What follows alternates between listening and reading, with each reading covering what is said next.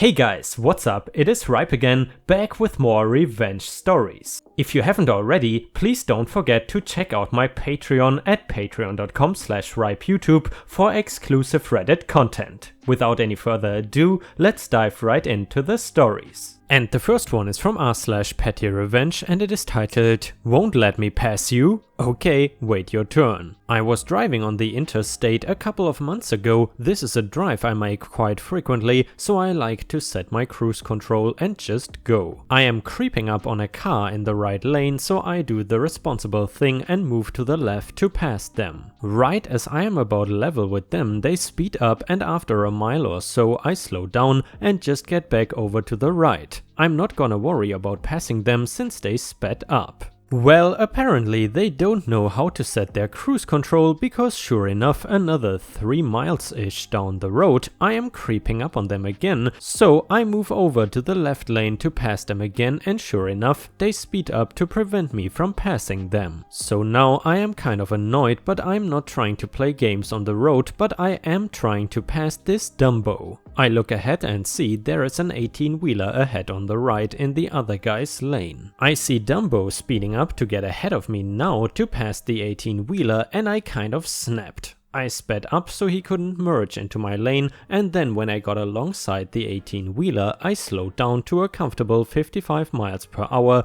to match the 18-wheeler. I drove like that for 5 miles to teach this jerkbag a lesson. Please people, just set your damn cruise control. And you know guys, speaking about jerks on the road, when I came to Thailand for the first time, one of the things that really surprised me was the following. Especially in the north, where I lived for a long time, in Chiang Mai, which is the biggest city in the north, essentially the people don't really drive that aggressive, except for the people who drive Hilux trucks and minivans. So basically, when you don't drive fast enough, then they will come up behind you, get to you as close as possible, and essentially force you to drive either faster or to change the lane. Honestly, that was kind of frightening the first few times, but then you get used to it.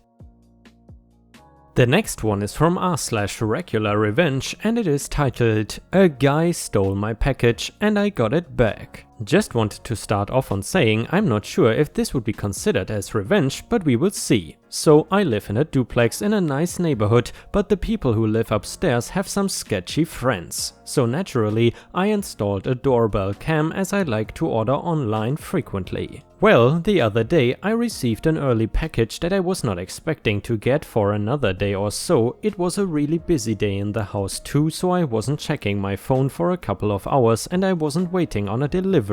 Anyway, I checked my phone eventually and saw that I had a few doorbell cam notifications. I checked the footage and it showed the delivery guy dropping off a package, taking photo proof of delivery and walking away. He didn't knock or ring the doorbell. I saw that happen 2 hours before this point. I ran outside and the package wasn't there. I then checked the footage again and it shows that one of the upstairs neighbors' friends, aka dealers, took the package and drove off with it. His car was parked in front of my door, so I have evidence of this happening. My boyfriend was angry about this, so he went upstairs to confront the neighbors and find out who he was. We reported it to the police with picture evidence, since I couldn't send the video because they didn't accept video files on their website. I also pointed out who it was exactly. They called back the next morning to tell us they couldn't read the license plate number, so this was not enough evidence to do anything about it. They offered to call him and ask, but for what? For him to just deny it? So that went nowhere. I also told them that I have actual video footage, but they brushed it off and made it sound like it was just a waste of their time. They didn't care. This is why people don't report packages getting stolen to police. It doesn't help anything even if you have the evidence. So what did I do? I made a short video on how this guy stole my package, showed the evidence of my package being delivered, the email saying it was delivered at the time stamped on doorbell cam, and then the guy stealing the package. I posted his face and Facebook at the end of the video and posted the video in a couple of groups based on my city with over 11,000 people in them. It got a huge reaction, of course. People were angry that the police were useless in this situation and the fact that this guy is a porch pirate. Then I got a PM from a woman that knew him. She was upset, angry and shocked. She said that she reached out to him and showed him the post and gave him crap.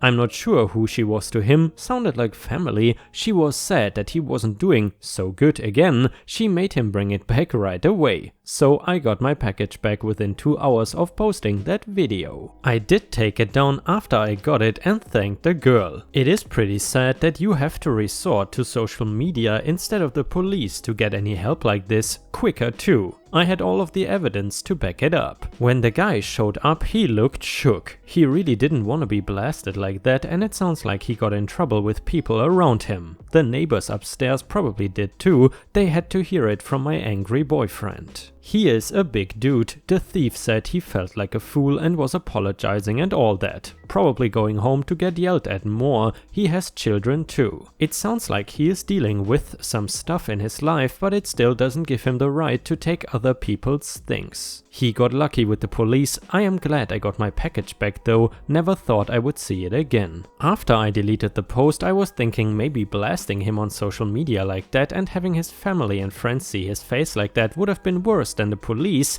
because you can always deal with the police behind closed doors and not tell any family and friends who actually care about you, as you would feel like garbage for disappointing them or having to deal with them lecturing you. Especially if you are in a position where you hit rock bottom at one point, get help and support from people around you, and they are watching you get better and then slipping again right in front of them. That is gotta be at least a little bit heavy, but then again with the police, that petty theft would be on your record, which will cause trouble later down the road. Either way, I got my package back and I hope he gets some help or something.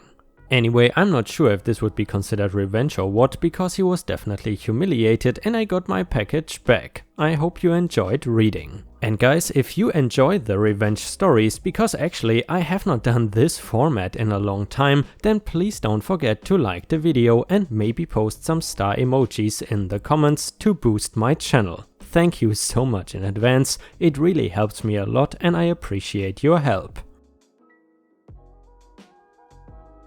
And the next one is a very satisfying revenge story from r/pro-revenge, and it is titled "My foster parents treated me like crap, so I obliterated their reputation in our small town. My parents were both killed in a hit-and-run car accident when I was 10. My dad was only 39 and my mom 35. Neither of them had relatives who could take me in. We lived in a really small church-going town where everyone knew one another. My dad had been the heir to a small fortune and so did not really have to work. He did not like the big city, so him and my mom decided to move to a small town where he could have an antique store. My mom was into collecting antiques. I would have had to go the orphanage route when they died, but this couple from the church, who I will call Mr. and Mrs. Banks, made this big to-do in church about how a little girl needs a loving home, and God has given us this joyous task of bringing her up in our home and hearts.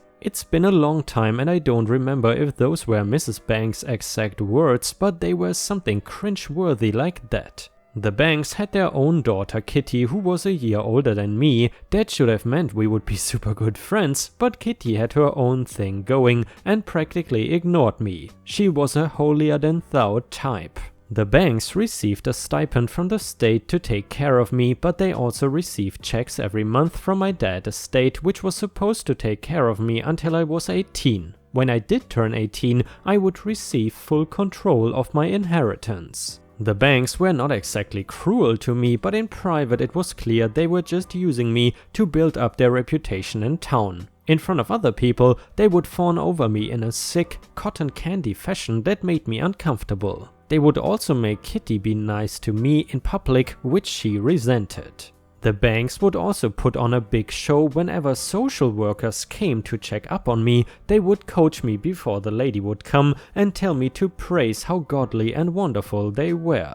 After the social worker left, they would go right back to ignoring me and spending my dad's money on crap on the internet or on trips. It was clear to me even as a tween and teen that the Banks were only using some of my endowment, both from the state and from my trust, to take care of me. The rest they spent on themselves.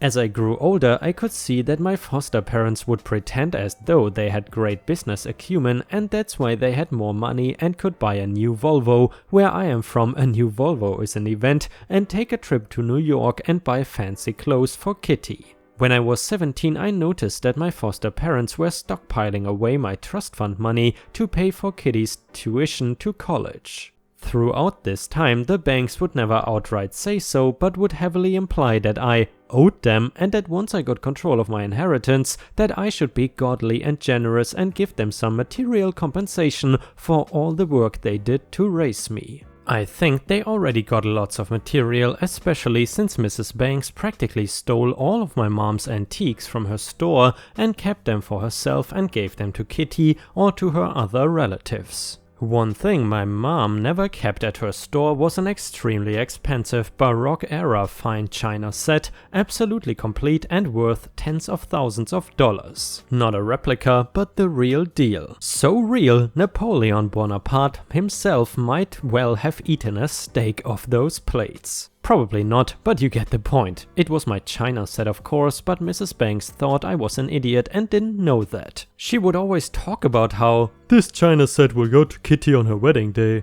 Mrs. Banks assumed that since I always dressed like a tomboy, didn't care about all my mom's antiques that Mrs. Banks stole or gave away, that I just didn't care about the china set. When I was a kid, my mom told me that things were things and not to obsess over them, so having the frou-frou china set for myself was not an issue. What was an issue was Mrs. Banks acting like it was hers to give away. Wrong, lady. So, once Kitty went off to college thanks to my biological mom and dad's money, I had to make my own plans. I had always done well in school and had actually gotten a partial scholarship to attend school out of state. The rest I could easily pay for with my inheritance, which I would very soon have control of. Per usual, Mr. and Mrs. Banks were haranguing me about how I owed them compensation, and since I was going to be rich soon, I ought to share the wealth. I figured that over the past 7 years they probably stole or misappropriated more than $200,000 of my parents' money, to say nothing of the state money they misused. I think they more than shared the wealth. I never promised anything, I just smiled and kept a tally of every single bank statement, I got them quarterly, that my trust issued over the years. The Banks family never shared them with me, of course, but when I asked the actual bank for a rundown, they were more than happy to oblige. I also wrote down every single major purchase my foster parents clearly made over the past 7 years with money that was clearly beyond their means as a housewife and an insurance salesman. Things such as a $40,000 car for cash, a used $20,000 car for cash that they gave to Kitty, trips to Hawaii, New York, cash gifts to the church that made them look super generous. At my deceased parents' expense, I kept it all in a nice 3-ring binder. I already arranged my travel to my new campus. I didn't have much stuff at the Banks house anyway and had zero intention of coming back, at least to their home. The Banks knew I was leaving but didn't bother seeing me off because they assumed I would come back to give them their due. I waited for our church's yearly antique sale extravaganza set to begin in 3 days. Per usual, the Banks donated all sorts of random stuff, many of it knickknacks that used to belong to my mom and technically belonged to me. They were not shy about giving away my stuff and taking credit for it. While Mr. and Mrs. Banks were on one of their shopping sprees with my parents' money and away from their house, I boxed up the china set and brought it to church. I told the rummage sale committee that Mrs. Banks wanted to donate the priceless antiques for sale, all benefits to go to the church. This donation is made in the name of Mr. and Mrs. Banks. I was being fair. If Mrs. Banks was really so godly, she would be delighted that such a wonderful donation be made in her name. Sadly, I knew she would go the other way because she was faker than an adult movie star implants. The ladies were flabbergasted, especially when I told them the appraisal of the set's value. I also told them that if they needed proof of ownership and rights to sell, to contact the number of a certain attorney in New York. They thanked me profusely and praised the Lord Jesus for Mrs. Banks' generosity. This would be the most expensive item in their sales history. Everyone knew no one could afford to buy the set outright, but everyone would love to buy the pieces, piece by piece. Like, I got a cup and saucer, or I got one of the chargers, I got an egg cup, etc. The banks were supposed to work the sale the second day and I wasn't there. What I did hear was that my foster mom went ballistic when she saw her china set for sale and that it was a huge hit and ladies from all over the county had bought pieces of it. And it raised so much money for the church. My foster mom threw a tantrum and said that I had stolen the set. The ladies at the church explained that I had made the donation in her name and she was getting credit for the donation to the church. My foster mom was practically yanking her hair out, according to what I heard later. She was trying to track down who had bought pieces and trying to get them back. Of course she was unsuccessful. What she was successful in was looking like a grade A douchebag. The entire church thought she was selfish and materialistic and acting very ungodly, especially the way she cursed her foster daughter. A week later, my foster parents received a package by registered mail from me and my attorney. It contained my binder where I showed my bank statements and also a list of all their spending extravagances. It also contained a warning from my attorney that should they ever try to contact me again for money, that they will receive a bill and a court date. That was that. 10 years later, I work as a 3rd grade teacher, I am married to an accountant and we have a 3-year-old son and 1-year-old daughter. Kitty ended up working through college and as we have gotten older, we have reconnected. She apologized for the way she acted when we were kids. We are friends now and see each other multiple times a year, often just for lunch. She is an elementary school teacher too and married to an engineer. She has a 4-year-old daughter. Both of our older kids play together when our families meet. We both have our own wedding china. She has gone to a lot of therapy due to her toxic parents, she tells me. As for her parents, they still live in their small town because they are too broke to move. Their reputation is of being that couple who drove both their children away and stole money from that poor little girl whose parents died, and they tried to steal money from Jesus when they whined about getting their Baroque china back. I hope your Volvo was worth it, a-holes. And guys, I don't know about you, but in my opinion, that was one of the most satisfying revenge stories I have ever read. When you are stealing money from orphans, I really hope just the worst is coming to you. Unintentional pro/nuclear karma revenge. This story is from way back in 1995 when the internet was beginning to become a household utility. Background. In my country, back before the 2000s, there was only one phone/telecom company who managed each and every single phone landline. As such, that company was the sole provider of internet access services over dial-up in the beginning. As part of their services, they offered to sell you complete PCs along with the service's subscription. Those PCs were brand ones and came fully equipped, for the time, to access the internet over dial-up. In other words, they had dial-up internal modems and all you needed was a physical phone line, but the computers were set up and distributed by local stores/companies specialized in computer hardware. I was into IT and computers since 1987. I got to know how to assemble, set up and make computers work before color monitors, mice and even hard drives were common sights along a computer. Everything we made to work was done moving jumpers, flipping switches, making sure not to connect things the wrong way, and manually set memory values and interrupts for hardware. Now to the story. One close friend of mine bought one of the aforementioned computers. The first models given were Compaq, when it was a good company and not an HP clone, Precarious. These models came straight from the US and were equipped with very good modems. US Robotics 56K wants to be precise. I should let you know that these were considered uber high-end and tech at the time. Pricey too.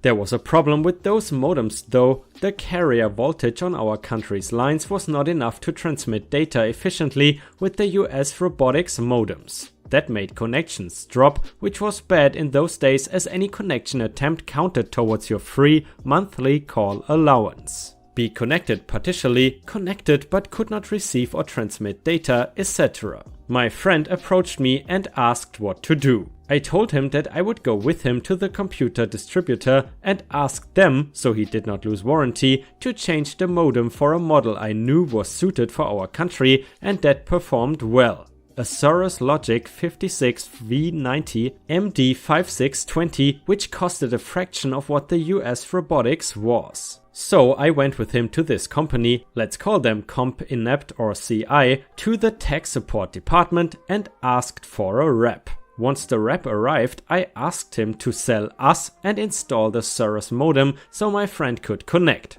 The rep made us fill out an order form where I clearly stated that we wanted to purchase a modem and have them install it. I could not install it without voiding the warranty. We gave the form and the desktop and were told to come back in a few hours since they were busy fulfilling an order. My friend and I went to a restaurant to grab some grub, chat and waste time until time came to pick up the desktop. Once time was up, we went back and asked for the machine. The rep handed it over to us, and when I told him to give me the invoice so we could go pay, he informed me that it was nothing and we could just take it. I found it odd but thought, oh well, maybe it is considered as part of the service or because the US robotics are known not to connect. The rep then handed us the box the Cirrus modem came in, and when I opened it I saw it empty. Then I checked the desktop's back panel and sure enough only one slot had phone line connectors. I asked the rep, excuse me, but where is our US robotics modem card? It is not in the desktop nor in the Cirrus box. The rep then told me that he swapped the modem cards. I looked at him in disbelief and asked,